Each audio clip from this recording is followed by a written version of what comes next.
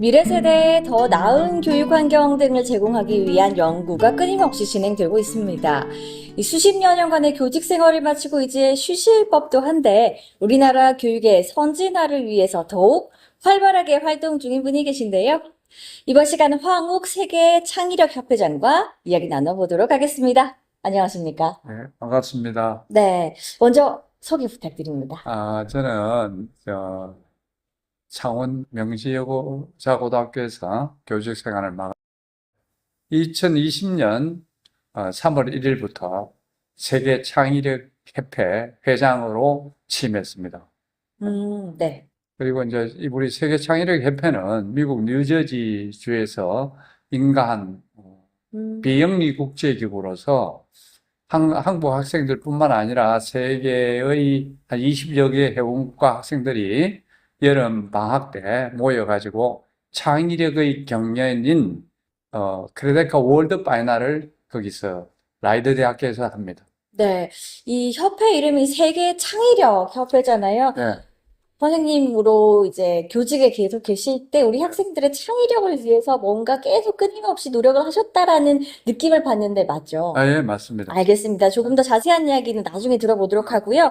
이 수십 년간 학교 생활을 하시면서 아쉬웠던 점도 많을 것 같고 조금 이제 활발하게 활동을 하시면서 이것만큼은 조금 더 내가 더 보완을 하고 싶다는 부분이 많으셨을 것 같아요. 먼저 아쉬웠던 점 뭐 하셨을까요? 우리나라나 세계 모든 나라가 창의력 교육을 굉장히 중요시 여기지만은 실제 우리나라 같은 경우에는 창의적인 영재를 양성하기 위해서 노력을 합니다만은 네. 창의력 교육이 제대로 되고 있지 않아요. 그게 많이 아쉽습니다. 근데 요즘에는 그래도 이제 창의력, 네. 우리가 예전에 라떼가 또 나오는데요. 저희 네. 어릴 때도 암기식이 많았지만은 네. 많이 개선이 됐어요. 네. 토론 수업도 이제 많아지고 하면서 창의력도 보완이 많이 됐는데 지금은 어느 정도까지 올라갔다고 보세요? 지금은 조금 학교에서도 현장에서도 좀 변화는 있지만은 아직까지 창의력에 대한 인식은 굉장히 부족한 거죠. 말로만 지금 하고 창의력을 하는 거죠. 그래요? 예. 그러면 우리 전 교장 선생님께서 학교에 계실 때 창의력에 대해서 이것만큼은 내가 음. 아이들에게 해서 조금 효과를 봤다라고 하는 방법이 있을까요?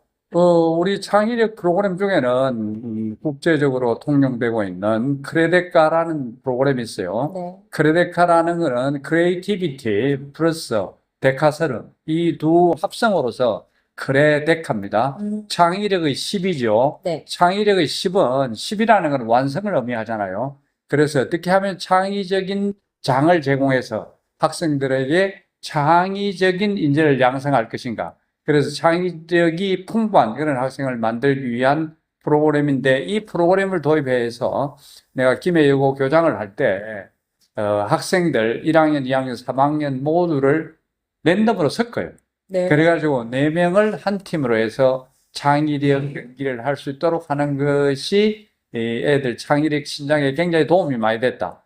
그 다음에 팀워크 신장에도 도움이 됐다. 이렇게 학생들이 이야기를 많이 하고 그래서 저한테 감사하다는 이야기를 많이 했었어요. 예. 1, 2, 3학년이 같이 이제 합동을 한다는 것 자체가 처음부터는 쉽지는 않았을 것 같은데. 처음에는 물론 반대하는 사람도 있었죠. 그런데 요새 학교 애들이 자기 친구만 좋아하고 주변을 돌아보지 않냐고 선후배 관계도 미미하고 그래서 이렇게 4명을 랜덤으로 만들므로 인해 가지고 애들이 아주 창의적인 활동을 함으로써 팀워크도 발휘되고 창의력도 신장되고 그다음에 애들 문제 해결력도 길러지고 그다음에 문제의 어떤 발견력도 길러지는 그런 좋은 프로그램이었죠. 그래서 네. 그에 대한 자부심이 있죠. 네. 이렇게 우리나라, 우리 학생들의 교육을 위해서는 가장 밑바탕에는 창의력이 무엇보다 중요하다라고 말씀을 하고 계신데요. 자, 이렇게 교사의 능력이, 이렇게 교사의 끊임없는 연구가 중요하지 않습니까? 네, 그럼에도 불구하고, 이번에 최근 서울시 교육감 퇴진에 네. 대해서 어떻게 평가를 하시나요? 이거는 문제가 상당히 많았죠. 서울 시민이, 저는 조혜현 교육감처럼 범법 행위를 한 사람을 뽑아줬다는 것도 문제가 있고, 그 다음에 그 어떤 진보라는 이름을 포장해서 애들한테 전부 다 평균화시키는 이런 교육은 창의적인 교육이라고 활동이라고 할 수 없죠. 창의적 교육이라는 건 다양성 아니겠습니까? 네. 다양성을 존중하지 아니하고 그냥 하향 평준화하는 교육에는 굉장히 큰 문제가 있고, 이거는 우리 국민들이 굉장히 반성해야 될 그러한 것이죠. 음. 자, 이게 저희가 사실 서울과 부산으로 나누는 거는 조금 아니긴 하지만은 방금 말씀하셨다시피 이제 서울에서는 진보에 초점이 맞춰진이라고 말씀을 하신 부분이 있잖아요. 네. 서울의 교육과 부산의 교육을 이제 그 부분을 비교를 조심스럽게 할 수가 있을까요? 서울의 교육이라고 하면 계층 간의 차이도 좀 많이 있고, 이러기 때문에 창의력 교육을 적용하는데 어려움이 좀 있었을 거예요. 그리고 그 진보적인 교육감이라는 분의 사고 자체가 문제가 있기 때문에, 우리 부산에는 350만 정도 되잖아요. 350만 시민들, 어찌 보면 이게 딱 창의력 교육을 하기 좋은 그러한 인구 구조를 가지고 있죠. 예, 네. 예, 예, 알겠습니다. 자, 예. 그러니까 상대적으로 부산에서는 지금 현재 조금 더 나은 우리 아이들의 교육을 하기 위한 환경이 조성이 돼 있다라고 정리를 하겠습니다. 예. 자, 현재는 이제 교직에서 내려오시고 예. 미래 교육 정책가라고 이제 타이틀이 예. 있더라고요. 예. 자, 미래 교육 정책가로서 우리나라 교육에 가장 필요한 것 하나를 꼽는다면 당연히 이제 창의력 교육. 창의력을 꼽으시겠죠? 네. 자, 조금 더 자세하게 들어가겠습니다. 우리 이제 미래, 부산의 교육 나가서 우리나라의 교육을 어떻게 설계하고 싶으세요? 우리나라 교육 설계는 어려운 면이 많이 있어요. 네. 그런데 창의력 교육을 기반으로 했을 때는 또 수월한 면이 있습니다. 네. 그래서 창의력 교육을 하기 위해서는 우리가 미래 교육에 대한 방향하고 이게 맥락을 같이 해요. 미래 교육은 우리 학생을 어떤 유한한 존재로 보지만은, 창의력 교육에 있어서의 학생을 보는 시각이 학생은 무한한 존재다. 무한한 가능성이 열린 그러한 학생으로서, 인간으로서의 무한한 존재를 생각하거든요. 그래서 창의력이라는 것은 뭐냐면 정해진 답이 없는 거 아니겠습니까? 네. 그래서 학생들한테 다양성을 존중해주고 학생의 다양한 사고를 갖다가 더욱 확장시킬 수 있는 그런 교육으로 나갈 수가 있겠죠. 그런 면에서는 부산이 굉장히 창의력 교육을 하기에 좋은 도시적 환경을 가지고 있다. 그래서 저는 어떤 부산 교육에 대한 기대가 큽니다. 예. 선생님, 그런데 제가 네. 조금 이제 모순이 되는 부분이 있는 게 제 생각에는 초등학교 때부터는 이제 창의력 교육, 초중 고등학교에서는 창의력 교육에 조금 더 중점을 두려고 하고 있는 반면 대학을 가기 위해서는 우리가 입시라는 게 있잖아요. 변별력을 주기 위해서 어쩔 수 없는 시험이 있단 말이에요. 그 중간에 있는 그 모순, 그 간극은 어떻게 해결이 가능할까요? 이게 참 어려운 문제인데요. 네. 대학 입학 시험의 어떤 구조를 바꾸지 않고서는 좀 요원한 면이 있어요. 네. 그런데 어떻게 하면 이것을 완화시킬 것인가 하는 거는 중고등학교의 학교의 자율성과 다양성을 보장해주는 그런 측면으로의 교육 정책이 펼쳐져야 될 거고요. 그렇게 함으로써 또 대학에서도 학생들의 그 선발하는 방법에 있어서도 좀 개선이 되었으면 좋지 않겠느냐, 그런 생각을 갖다가 해봅니다. 네, 그러면 우리 선생님께서는 우리 나중에 향후 대학의 입시도 조금은 유럽처럼 개선이 될 수 있는 방향으로 흘러가야 된다라는 생각을 하고 있죠. 예, 예. 네. 그렇게 돼야 되는데, 이제 거기에 대한 연구들이 많이 있어야 될 것이고, 그런 연구를 통해서 이제 입시 제도의 변화를 가져오지 않겠습니까? 반발이 많겠죠.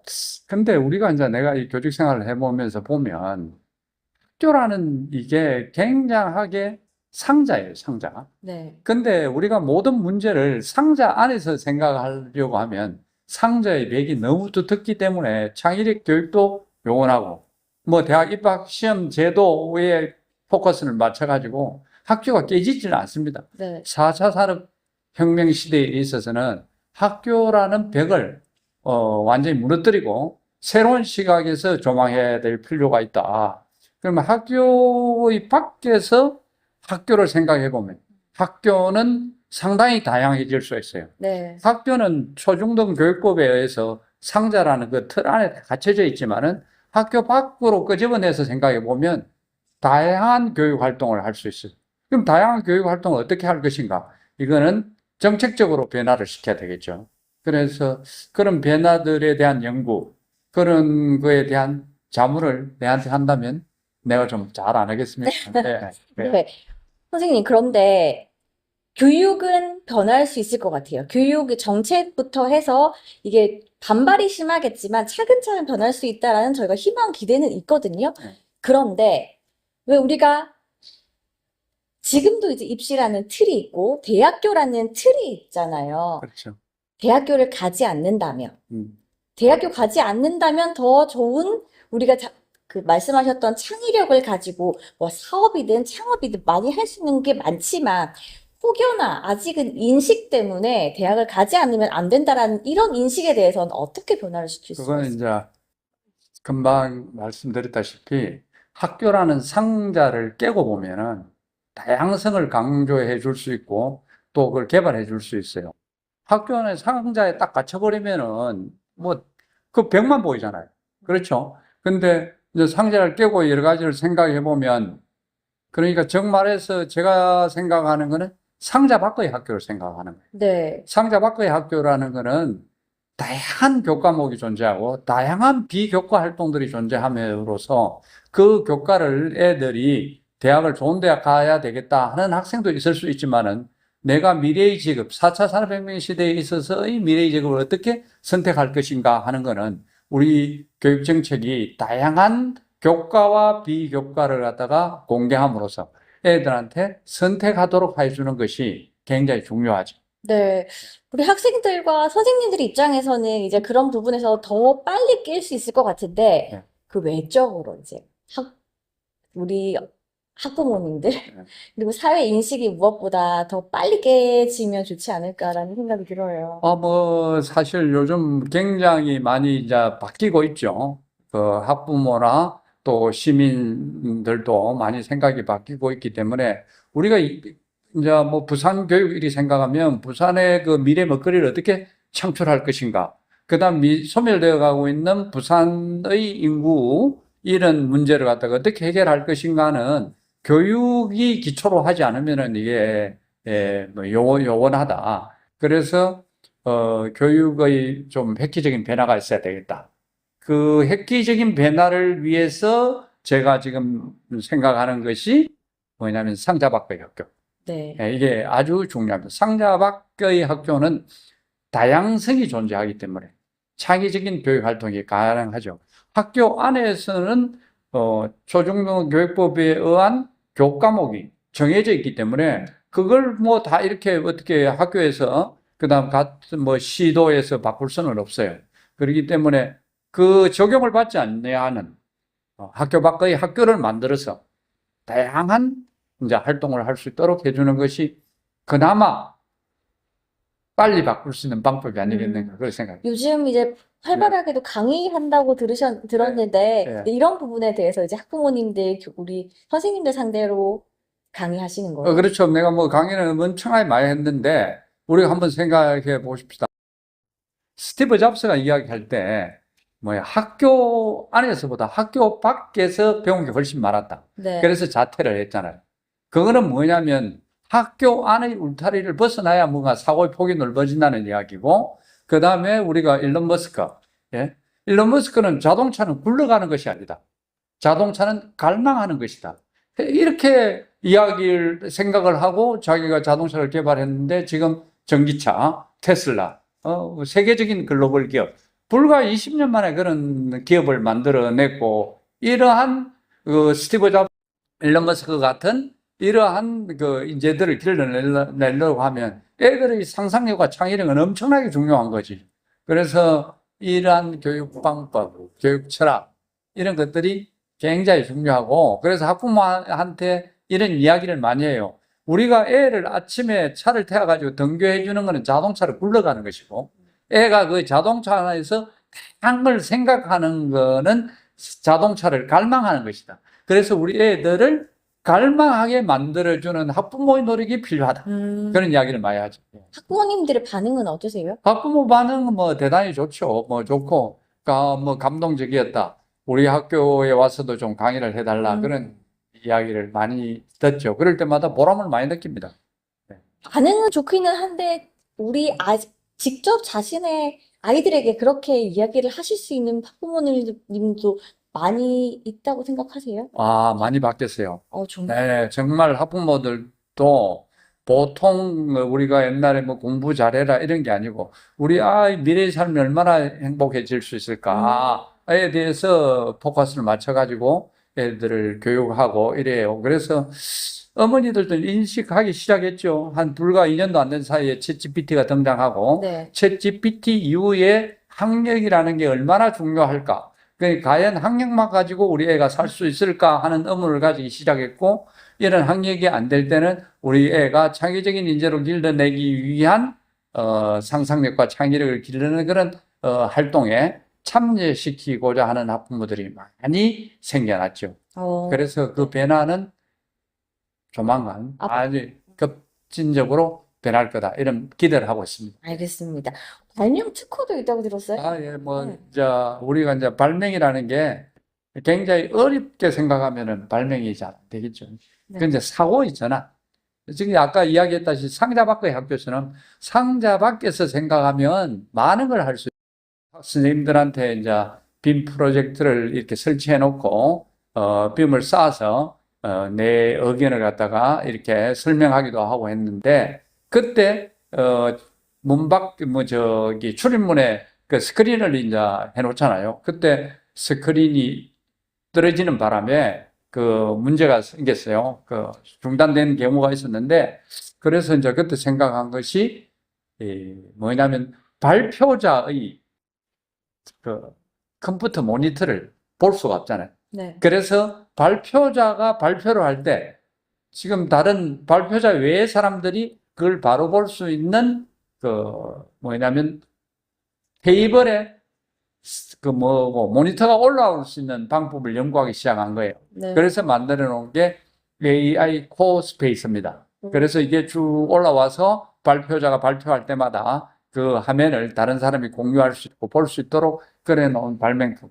그 다음에 우리가 피곤할 때, 한 10분 잤으면 좋겠다, 20분 잤으면 좋겠다, 이럴 때가 있는데, 그럴 때 딱 10분만 자고 싶다, 잤다. 그럼 10분 후에 알람이 울려지는 알람 장치가 부착되어 있는 그 펜꽂이, 이런 것들을 만들었어요. 그래 10분짜리 꼽으면 10분, 20분짜리 20분. 그래가지고 만드는 발명품 등등이 있고, 뭐 그 외에 좀 로열티 수입 좀 있었다 하는 거는 뭐냐면 그 학습용 모여행 글라이더.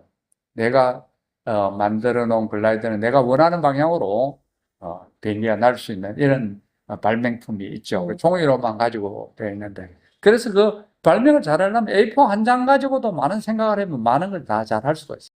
지금 또 어떤 걸 구상 중에 있으세요?